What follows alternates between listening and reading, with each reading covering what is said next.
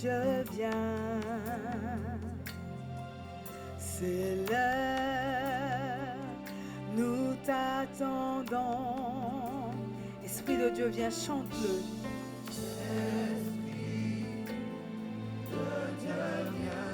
La Bible dit qu'il se laisse trouver par ceux qui le cherchent. Nous avons tous intérêt à ce qu'il soit au milieu de nous. Disons-le encore, Esprit de Dieu, viens.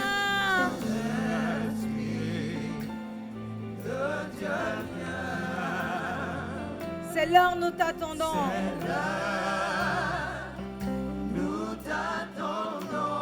Dis-le encore, Esprit de Dieu, viens.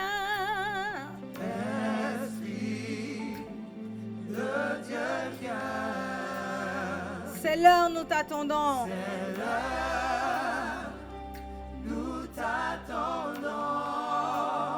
Esprit de Dieu, règne, règne, règne. En ce lieu, Esprit, règne. Esprit de Dieu, règne. Esprit de Dieu, règne. Ayente. Amayente kinte, amayente yaya. Esprit de Dieu règne,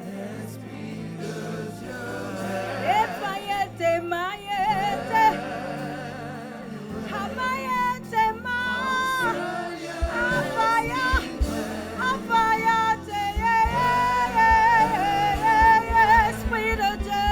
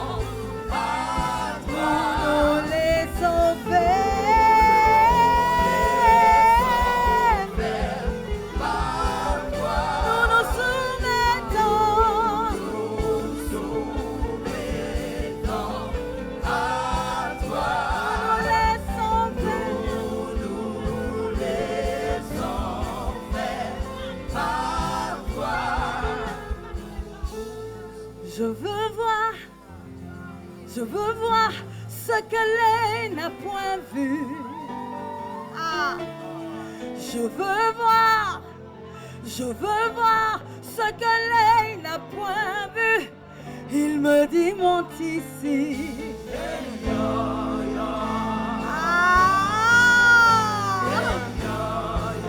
Il me dit monte ici. Et moi je répondis, papa me voici. Fais de moi ce que tu voudras. Je suis à ton service. Utilise-nous. Hey, ya, ya, ya. Hey, ya, ya, ya.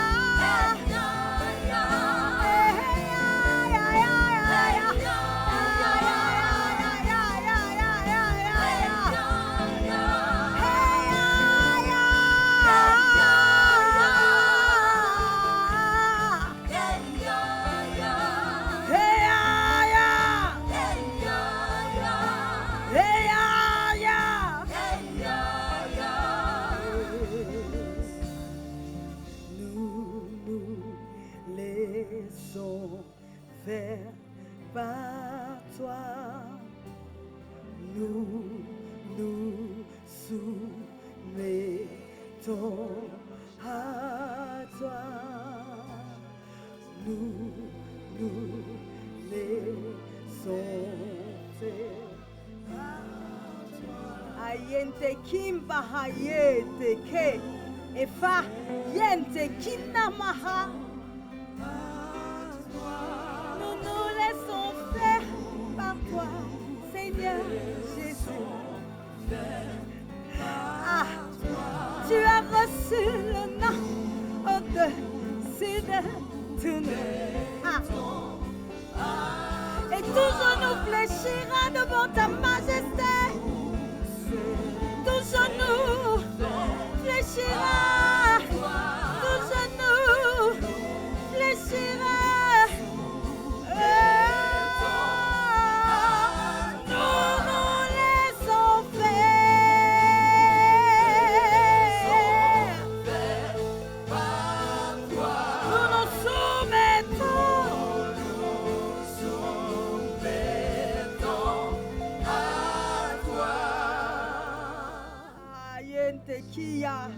Mayanta kaye e yinte kina ha hayete kekete yanta ha. Nous sommes soumis à ton autorité, Jésus. Nous nous soumettons à toi. Nous nous laissons faire par toi, car tu es le seul Dieu. Maintenant je sais que tu es le vrai Dieu, oui, le véritable. Et l'incontournable.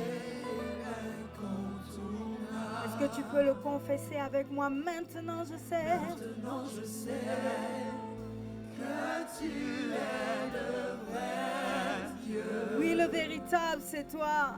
Oui, le véritable. Et l'incontournable c'est toi. Maintenant je sais. Maintenant je sais. Kimbaha, Fayente Kayante, Rimayante Kema, Mayente Fa, Fayente Ke. Maintenant je sais. Maintenant je sais. Que tu es le vrai, le vrai. Fayente Ke, ya. Est-ce que d'un seul cœur nous pouvons dire? Voilà pourquoi ta louange, voilà pourquoi ta louange sera toujours dans ma bouche, car tu es Dieu, le véritable. Oui, tu es Dieu, l'incontournable. Voilà pourquoi ta louange sera toujours dans ma bouche.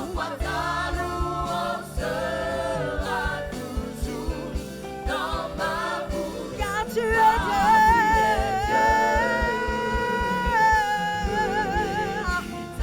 Oui, tu es Dieu.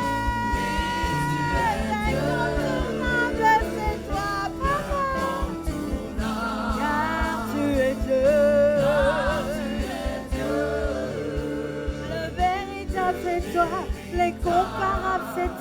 L'incontournable, c'est toi.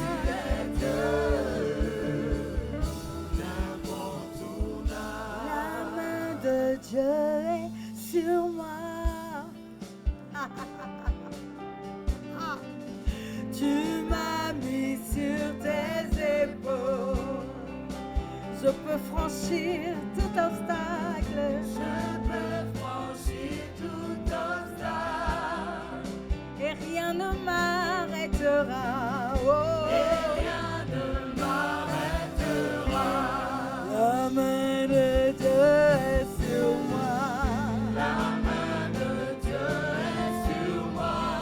Tu m'as mis sur tes épaules. Tu m'as mis sur tes épaules. Je peux franchir tout obstacle. Je peux franchir tout obstacle. Et rien ne m'arrêtera.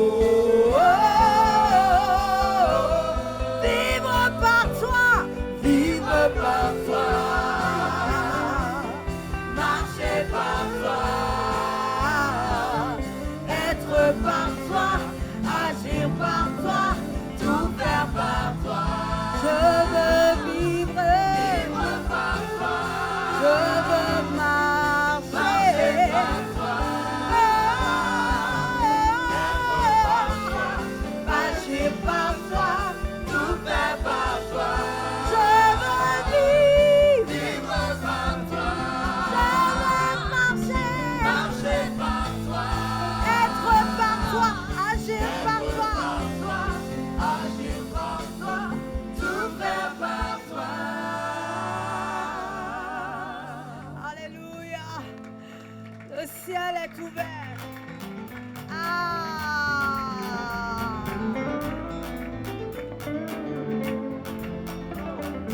Le ciel est ouvert.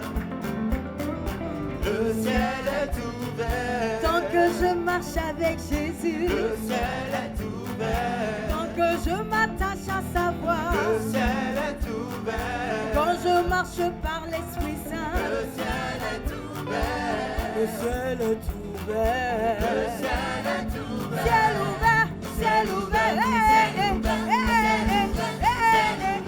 ciel ouvert, ciel ouvert, ciel ouvert, ciel ouvert, ciel ouvert. Et qu'est-ce qu'on dit ici, Chenal et Brebis?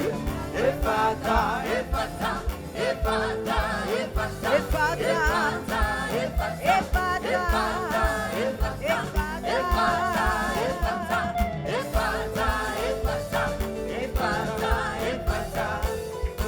Nous pouvons l'acclamer encore.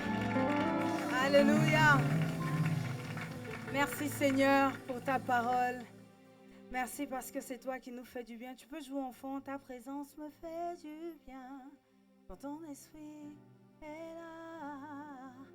Esprit de Dieu, merci parce que c'est toi qui nous fais du bien. C'est-à-dire, quel est ce Dieu-là qu'on vient louer, qu'on vient adorer, et puis on ressort avec quelque chose en plus. Moi, je sais que les dieux de mes ancêtres, il fallait toujours donner des prescriptions, des restrictions. Mais tu es le seul Dieu en présence de qui nous venons et nous savons qu'il y a une parole. Nous savons qu'il y a forcément de l'amour à retrouver. Merci Esprit de Dieu pour ta présence au milieu de nous. Au nom puissant de Jésus, nous avons prié ensemble, nous disons un grand Amen. Salut ton voisin, dis-lui à quoi bas dans la présence du Seigneur. À quoi bas. Maintenant, quand je te dis en baoulé, aotipa, tu réponds mitipa. C'est ça, hein? Aotipa. Tu prononces bien. Alléluia. C'est dit comment ça va et tu réponds juste ça va bien. Si on va en tagbana, je pense que tu vas te blesser parce que la langue est un peu agressive. Donc restons chez les baoulés. Alléluia. Je me souviens qu'une fois, j'étais à l'église et puis le pasteur Mohamed avait invité l'apôtre William Kindé à prêcher. Et le thème de son message, c'était « Dieu est aussi ta mère ». Regarde ton voisin, dit « Dieu est aussi ta mère ». Et quand il avait dit ça, nous, on a éclaté de dire que « Oh, l'homme de Dieu veut nous emmener où encore ?» Ça, c'est quelle nouvelle révélation, ça? Tout le monde sait que Dieu est notre Père. Lorsque nous avons demandé à Jésus, via ses apôtres, comment prier, enseigne-nous à prier, Jésus a commencé en disant quoi? Notre... Est-ce qu'il a dit à un moment, maman? Jamais. Donc, sans nous en rendre compte, nous avons une relation de père à fils avec Dieu. Alors que l'éducation complète se fait et par le père et par la mère. Et si tu n'acceptes pas Dieu comme étant ta mère, ta relation spirituelle sera incomplète. L'instruction que tu recevras sera insuffisante. Parce que dans un foyer normal, après il y a des foyers un peu bizarres comme chez nous là. Non, les parents, je ne parle pas de vous. Parce qu'ils suivent les vidéos, ils vont encore me menacer en réunion de famille. Il y a des parents qui, la mère est dure, le père est dur, la grand-mère même encore plus dure, le grand-père est dur, tout le monde est strict. Ça fait que quoi? Lorsque tu aurais une relation avec Dieu le Père, pour toi, Dieu c'est quelqu'un qui te punit au moindre péché. Dieu le Père c'est quelqu'un qui est en haut, qui nous demande des choses impossibles à faire. Combien parmi nous estimons que nous ne pouvons pas faire un mois sans péché? Levons la main.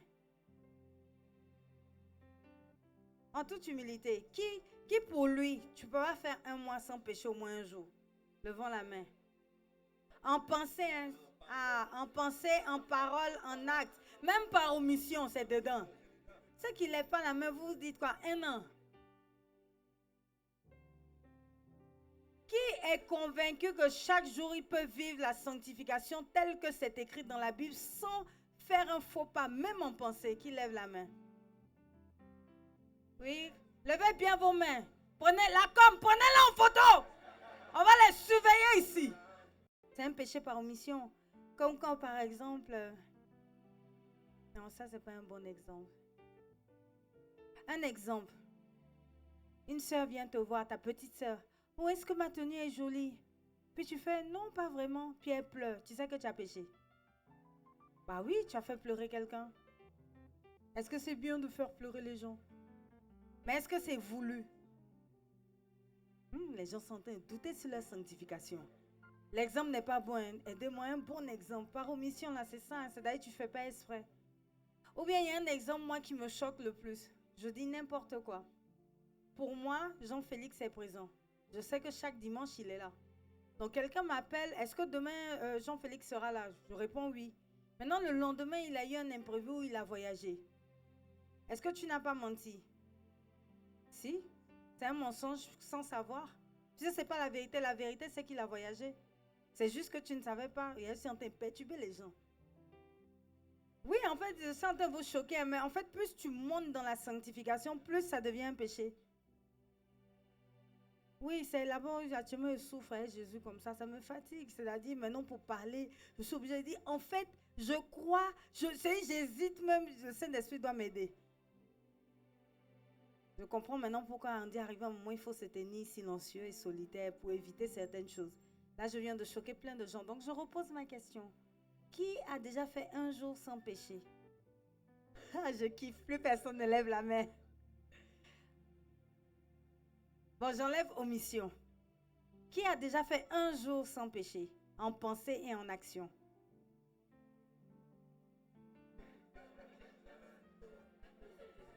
C'est-à-dire, si quelqu'un t'énerve, c'est un péché. Hein? Quand il rentre et puis tu dis, lui, là encore. Tu as péché. Surtout les chauffeurs de taxi. Oh! Quand tu proposes, il ne prend même pas la peine de te dire, non, il démarre. Ah non, moi, ils m'ont fait pécher. Hein. J'ai failli me battre avec un. Enfin, j'ai failli me faire tabasser par un. Qui a déjà fait un jour sans péché? Silence. 2 personnes là, comme filmer les gens qui lèvent les mains. Qui a déjà fait une semaine sans péché?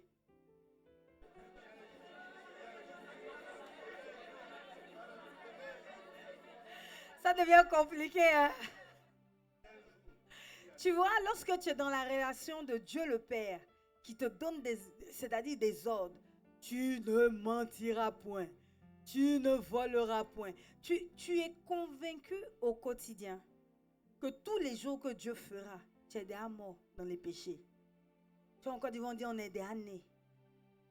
Maintenant, je reviens en parlant d'autre chose. Sachant que Jésus-Christ a payé le prix à la croix et que le sang de l'agneau lave nos péchés. Donc, dès que tu as péché, que tu demandes pardon, il n'y a plus de péché. Sachant cela, combien parmi nous avons déjà fait un jour sans péché? Vous voyez que les mains se lèvent plus. Puisque lorsqu'il efface ton péché, tu es à 0. Donc, lorsque tu pêches et que tu te confesses, tu passes de -1 à 0. Et si tu pousses un peu, tu peux aller à +1. Alléluia. Et en même temps, je veux déconstruire cette idée. La sanctification, ce n'est pas le fait de pécher. La sanctification, c'est que même quand tu as péché, la capacité à te repentir pour revenir. C'est ça la sanctification. Donc il faut que tu saches que c'est possible de faire 10 ans, 20 ans sans péché, puisque le sang de Jésus-Christ efface à chaque fois l'ardoise. Et que lorsque tu te tiendras debout devant le Père, pour lui tu es sans tache. Amen. Oui, tu veux acclamer, tu voulais acclamer, vas-y, vas-y. Et Dieu est aussi ta mère. Récemment, j'étais en train de prier et puis dans mes prières, je me pose beaucoup de questions. Je pose beaucoup de questions à Dieu. Je pose les questions, même la Bible. Je parle à la Bible et tout. Je cherche des réponses. Et justement, le Saint-Esprit attirait mon attention sur le fait que notre vie en Christ n'est pas complète tant que nous ne comprenons pas que Dieu est le Père et le fondateur d'une famille normale. Ça veut dire que quoi? Dieu est notre Père, Dieu est notre mère, Dieu est notre Yaya. Ça te fait une famille complète. Le Yaya, la particularité du Yaya, c'est qu'il a la capacité de traduire ce que les parents veulent dans ton langage. Un bon Yaya. J'aime beaucoup donner cet exemple. Quand j'étais jeune, plus jeune, j'étais extrêmement turbulente. Aujourd'hui, on va dire le TDAH ou je ne sais plus quoi là. À l'époque, on disait juste qu'elle est turbulente et surexcitée. Amen. Et donc, ma mère me tapait souvent parce que je faisais beaucoup de bêtises. Je cassais tout, j'écrivais sur les murs. Et moi, quand elle me tapait, c'est-à-dire elle me donnait au moins 5 coups avant de s'arrêter. Mais mon grand frère Jean-Charles, quand elle le tapait, c'était juste 2 coups. Et donc un jour, je lui ai dit, mais comment tu fais pour que maman ne te tape pas aussi longtemps que moi? Un enfant en train de réfléchir pour avoir une stratégie. Laisse, on va te taper. Et il me dit, mais non, maman là non. Quand elle te tape là, tant que tu pleures pas, elle n'arrête pas. Il m'a sauvée. Et je suis passée de 5 coups à 2 coups. Puisque j'ai compris maintenant la stratégie que la tante là, tant qu'elle ne voit pas tes larmes, elle continue. Et lui, quand je lui ai demandé, mais comment tu as su? Il dit, non, c'est notre frère aîné Peggy qui lui a montré la technique. Tu vois, non, ils nous ont donné la doc. C'est la même chose que Jésus fait en tant que Yaya. Il connaît plus longtemps nos parents. Il connaît mieux Dieu que nous. Donc en tant que Yaya, il vient dans son langage, dans ton langage d'enfant, pour maintenant venir t'expliquer les choses. Si tu ne prends pas Jésus comme un grand frère, le grand frère, on va plus facilement lui dire ce qu'on a fait, plus qu'à nos parents. Si tu ne rentres pas dans cette dimension de grand frère avec Jésus-Christ, ta vie chrétienne sera incomplète, elle ne sera pas stable. Il est ton Yaya, celui à qui tu peux tout confier. C'est pour cela qu'il a pris la responsabilité sur lui de payer le prix à la croix pour que nous tous nous soyons sauvés. Maintenant, Dieu aussi ta mère. Je vais te choquer. Je peux te choquer maintenant? On va donner des versets bibliques quand même pour nous rassurer. Allons dans Proverbe 6, verset 20. Et nous lisons ensemble le verset. Mon fils, garde les préceptes de ton père et ne rejette pas. Ça veut dire quoi? Que la mère elle nous enseigne. Allons dans Ésaïe 49, versets 15 à 16. Lisons ensemble. Une femme oublie-t-elle l'enfant qu'elle allait? N'a-t-elle pas pitié du fruit de ses entrailles? Quand elle l'oublierait, moi? Donc Dieu se compare à qui? À une mère. Et en fait, le Seigneur me disait que le Saint-Esprit finalement joue le rôle de mère. Nous remarquerons que c'est la mère qui nous instruit. C'est la mère qui nous enseigne. En général, c'est la mère qui est tout le temps avec nous, qui est au courant de tout. Qui est celui-là qui est tout le temps en train de dire dans notre voix, dans notre tête, ne fais pas ça, fonce, arrête. C'est le Saint-Esprit. Le Saint-Esprit est celui-là qui nous instruit au quotidien. La Bible même l'appelle comment? Le consolateur. Dans les bras de qui nous courons quand on pleure? Les bras de notre mère. Le Saint-Esprit est aussi notre mère. Si tu n'acceptes pas le Saint-Esprit en qualité de mère, tu auras tendance à vouloir te débattre seul et à rentrer dans une chrétiennité dans laquelle Dieu est sévère. Il nous demande de ne pas pécher, sachant que nous allons forcément pécher. Tu ne verras pas que Jésus est le grand frère qui connaît mieux Dieu le Père, qui pourra mieux t'expliquer comment faire pour plaire à ton Père. Et tu n'entendras pas la voix de ta mère par le Saint-Esprit et tu ne pourras pas être instruit et être enseigné. Alléluia. Pire, quelque chose que l'autre va faire, pour toi, ça peut être un péché. Il y a des gens à qui Dieu ne permet pas de boire une seule goutte d'alcool. Il y a d'autres, Dieu leur dit, ne t'enivre pas, bois juste un peu. Mais si tu n'as pas l'Esprit de Dieu, comment tu sais quel est ton cas? Si tu n'entends pas le Saint-Esprit, comment tu sais ce qu'il faut faire? Comment tu sais où il faut aller? Et attention à ne pas banaliser la voix du Saint-Esprit.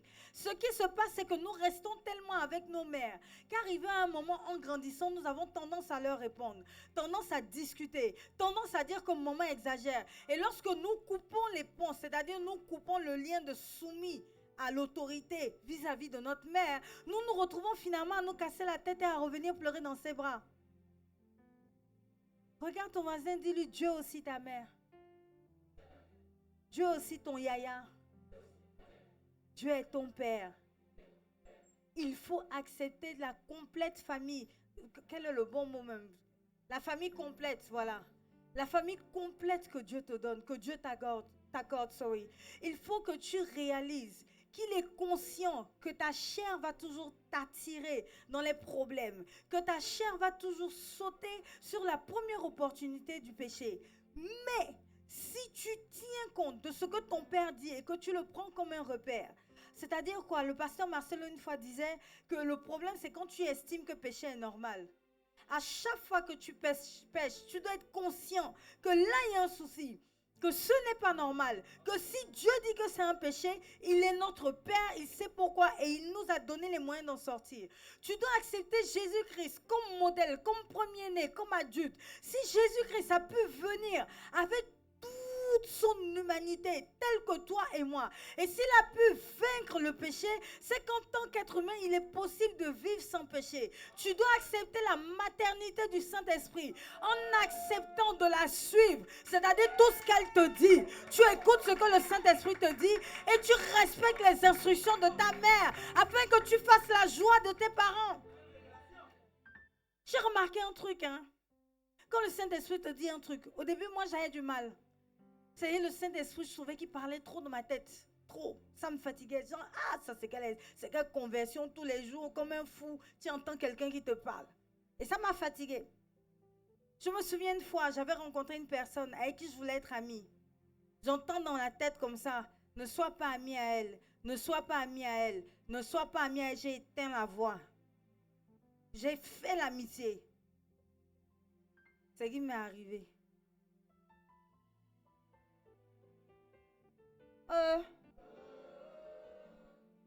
La sorcellerie existe dans l'amitié. Non, il y a des amis, c'est-à-dire tu maudis le jour où tu les as rencontrés. C'est-à-dire donc la fille a tout fait pour être mon amie, pour avoir mes secrets, pour aller les divulguer dehors.